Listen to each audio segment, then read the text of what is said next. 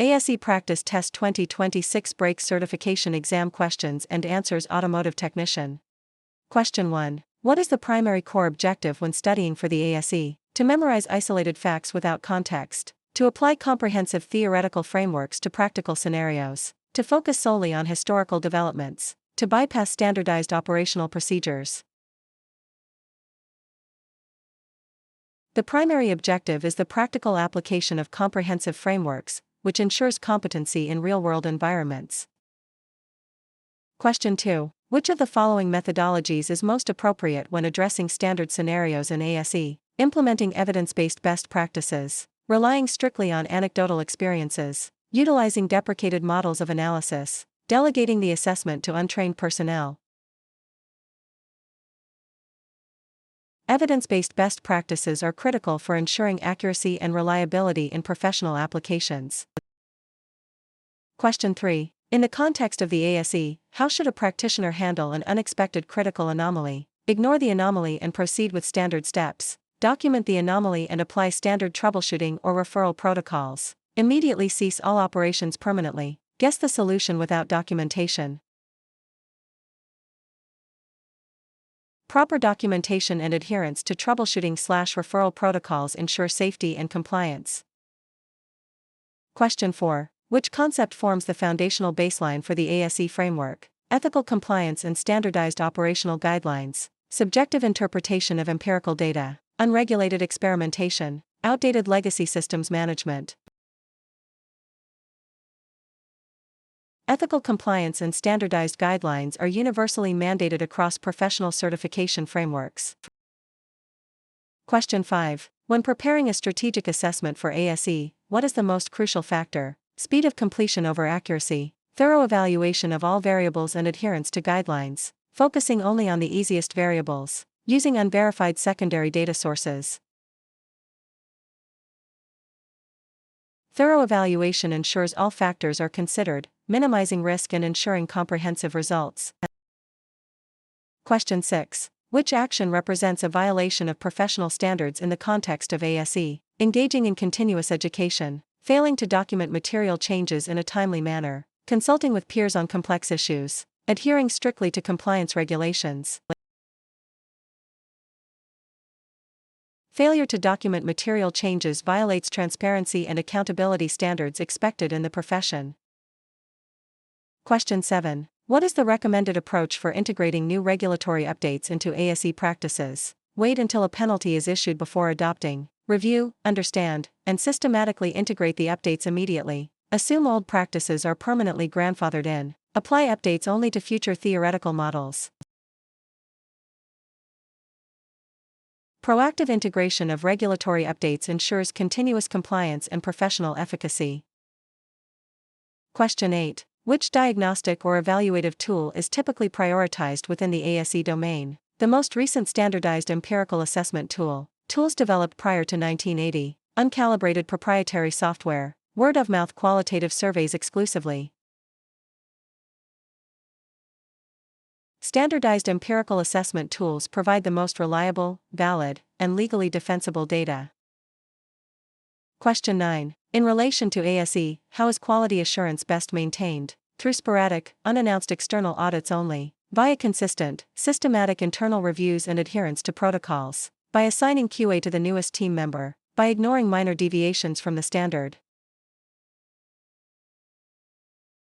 Consistent, systematic internal reviews catch errors early and maintain a high standard of operational excellence. Question 10. What is the most effective way to communicate complex ASE findings to a non-technical stakeholder? Using heavy jargon to demonstrate expertise, translating the data into clear, actionable, and accessible language, refusing to explain the details, providing raw data dumps without context. Clear communication facilitates understanding, enabling stakeholders to make informed decisions based on the findings. Question 11. When a standard protocol in ASE contradicts a specific situational variable, what is the best course of action? Blindly follow the standard protocol regardless of outcome. Evaluate the risk, document the rationale for any deviation, and consult supervisors. Abandon all protocols entirely. Apply a protocol from an unrelated field. Professional judgment requires evaluating risks, documenting necessary deviations, and seeking appropriate consultation. Question 12. Which of the following best describes the ethical obligation associated with ASE? Maximizing personal gain through restricted knowledge, ensuring confidentiality, integrity, and professional competence, sharing sensitive data publicly for peer review, only following ethics when legally compelled. Confidentiality, integrity, and professional competence are the pillars of professional ethical obligations.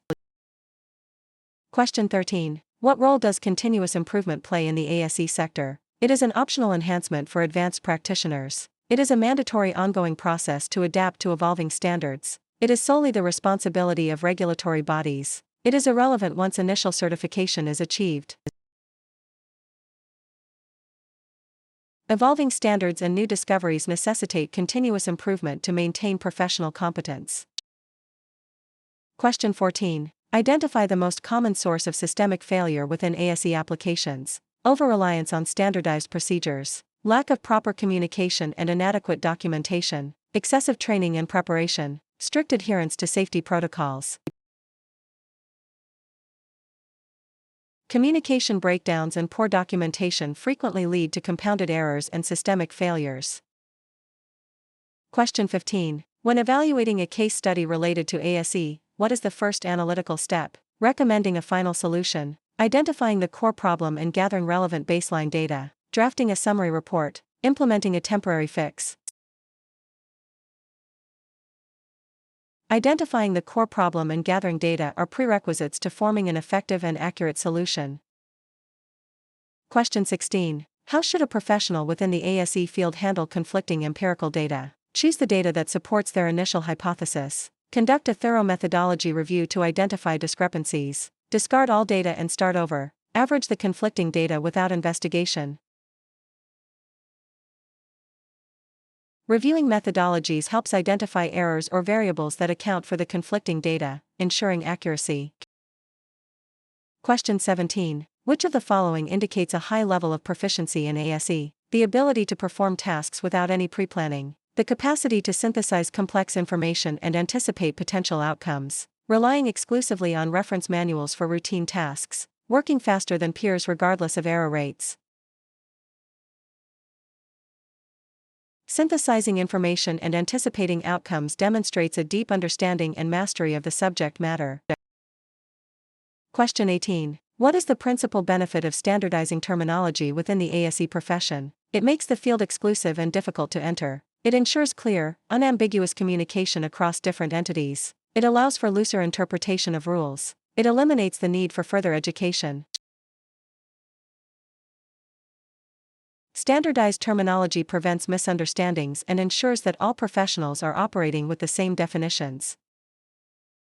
Question 19. In a high-stress scenario involving ASE, what is the key to successful management? Panic and immediate delegation of all responsibilities. Maintaining situational awareness and methodical application of protocols. Focusing on a single minor detail until it is resolved. Ignoring safety measures to save time. Situational awareness and methodical protocol application maintain control and ensure safe, effective outcomes under pressure. Question 20. What is the ultimate goal of mastering the principles of ASE? To achieve a static state of knowledge. To deliver optimal outcomes while minimizing risk and maximizing efficiency. To surpass peers in theoretical debates. To transition to an entirely different career field. Optimal outcomes, risk minimization, and high efficiency are the universal goals of professional mastery and certification.